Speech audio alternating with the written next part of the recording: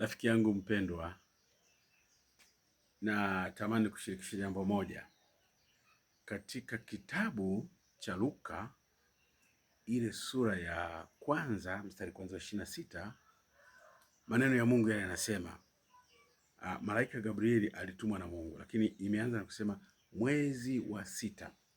Malaika Gabrieli alitumwa na Mungu kwenda kwa mwanamke mmoja alikuwa ameposwa na Yusufu. Mwanamke yule namtaja ni Mariamu.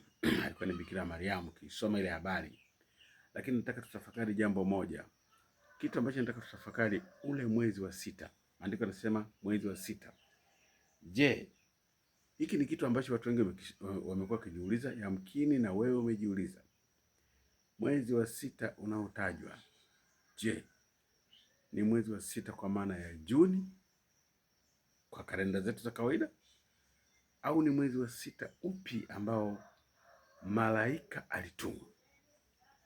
Wako wanaofahamu, lakini kuna watu ambao hawafahamu hii habari, na leo nataka tujadili kwa pamoja, au tuliangalie, tutafakari jambo hili.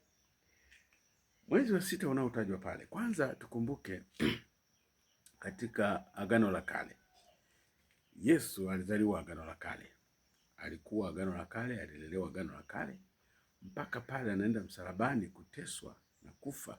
Anapofufuka sasa ndipo natengenezwa lile agano. Baada ya kufufuka inatengenezwa agano jipya la kifo cha Yesu, ambalo ni la damu yake ya thamani iliyomwagika msalabani. Lakini amezaliwa katika Agano la Kale, ndio maana aliishi katika Agano la Kale, alitimiza kanuni za Agano la Kale, na yeye akiwa amekuja kulikamilisha Agano la Kale katika ukamilifu wa Agano Jipya.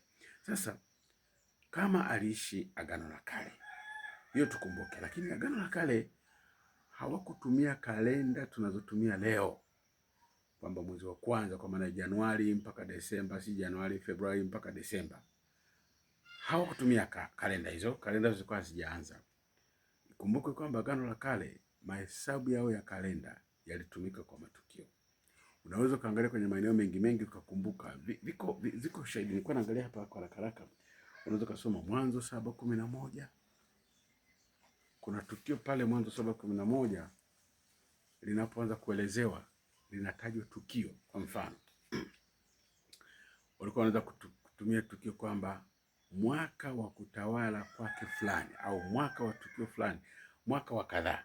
Mfano inaweza ikaandikwa mwaka wa 5 wa tukio fulani, jambo hili lilitokea. Kwa hiyo walikuwa wanatumia kitu kama hicho. Kwa hiyo ukisoma hiyo nilikutajia Mwanzo 7:11 utaona kuna jambo. Lakini unaweza kusoma Wafalme wa kwanza 6:1, ukasoma tena Wafalme wa kwanza 14:25, na yako maeneo mengi kwa wale wasomaji wa Biblia yanayotaja ili lielezee tukio fulani.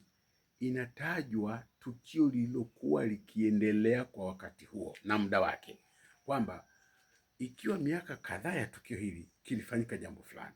Kwa hiyo unakuta mahali pengine panasema mwaka wa 40 na kitu baada ya taifa la Israeli kutoka utumwani. Kwa hiyo walitumia kalenda kama hiyo. Sasa kumbuka, tunataka tujadili mwezi wa sita unaotajwa malaika alitumwa. Kwa ni mwezi wa sita upi? Sasa kalenda ya wakati ule iliyotumika ilikuwa ni kalenda hiyo. Sasa tutaendelea kujadili, lakini jambo ambalo nataka nikupe uondoke nalo kwa sehemu ya kwanza, nitakuletea sehemu nyingine.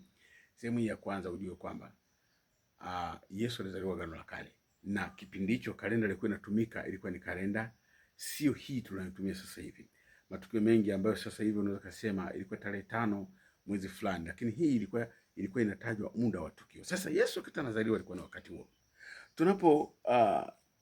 Tunapokuja kwenye habari ya mwezi wa sita, hii tunayozungumzia mwezi wa sita hapa, maana yake kwamba kwa mahesabu yale haukuwa mwezi wa sita wa Juni, haukuwa mwezi wa sita wa Juni. Sasa nikuishia hapo, nifuate kwenye sehemu itakayofuata.